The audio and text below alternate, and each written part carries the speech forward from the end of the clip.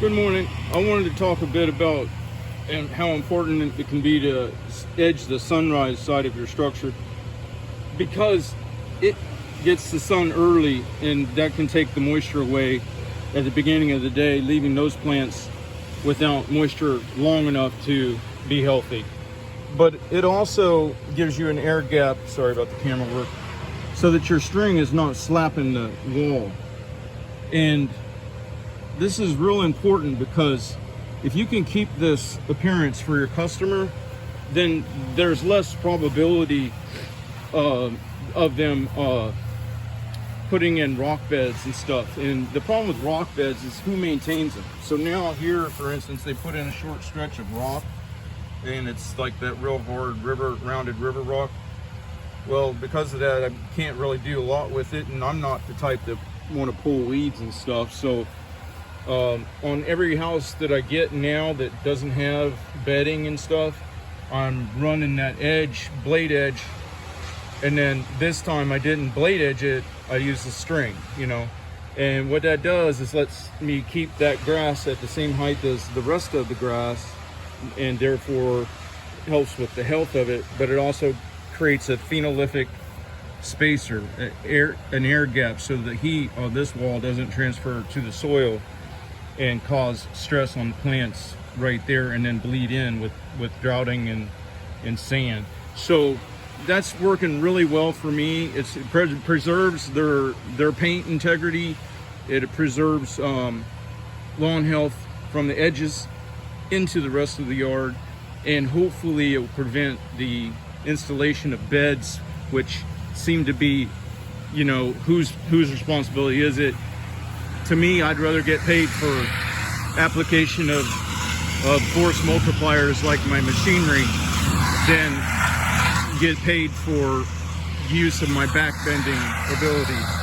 So this is, like I said before, an all natural selection, no irrigation, no fertilization, and it's proof that you can do Florida lawns without using toxic chemicals or taking water that could be used for food production, and therefore they have to use GMO foods to keep people fed, which are toxic too. Now, a lot of folks have the misconception that when you edge, that can undermine your hardscapes and stuff like that, and I found it to be absolutely not true. But it depends on how you edge. If it's a deep, narrow channel, then what happens is seed, moisture, everything goes in there, and you get what's called accretion, where that healthy plant, because it's healthy, converts UV rays to cellulose material through photosynthesis. That cellulose breaks down and becomes soil. You can compact soil much better than you can air.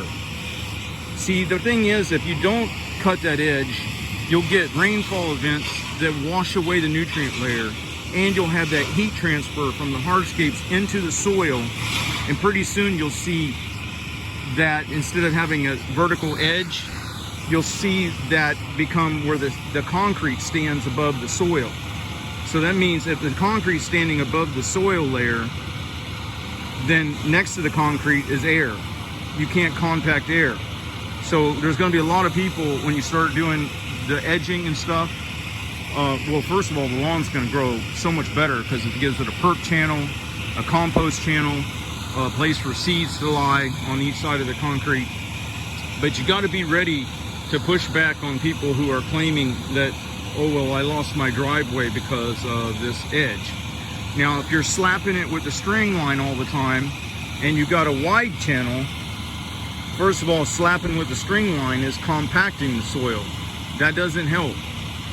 That's not what you want. And a wide channel doesn't help either, because the sun can get to the bottom of that channel, and then the sand or dirt in the bottom of that channel heats up as much as the concrete. You see, you're trying to create a little shady spot that runs along the line of the concrete, so that, with it retaining the excess moisture that runs off of the non-permeable surfaces, with the extra moisture and the seed and the ability to self-shade in that channel, it can make up for fact that it's next to a very hot, very desiccating, drying type surface. I just broke my seat on the very first yard, and I got to finish somehow. I'm hoping I got something in the truck.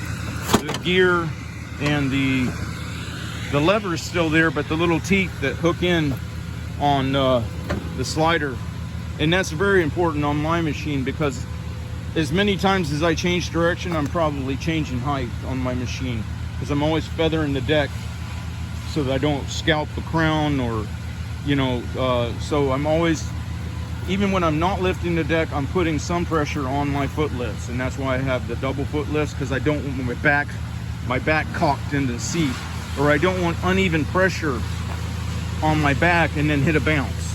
Do you see what I'm saying? I just don't want to do that, and I don't, because that would lay me up probably and hurt my back. So I don't know exactly. I'm thinking ratchet strap it and keep going, or I might have to run back to the house, which would be ridiculous, because I've had a lot of bad luck in getting this set done. And if I was to run back to the house, I would just pull the 2 bolts, pull the whole pan and seat off of another of my mowers, and be off to the races. But you see, that's what comes in with redundancy. If I'd been the type that says, oh, I want to try a Skag, I want to try a Ferris, I want to try, I wouldn't have that option, and then if supply chains are really broke down, then I'd be really screwed. All right, let me get back to work. I'll catch you later.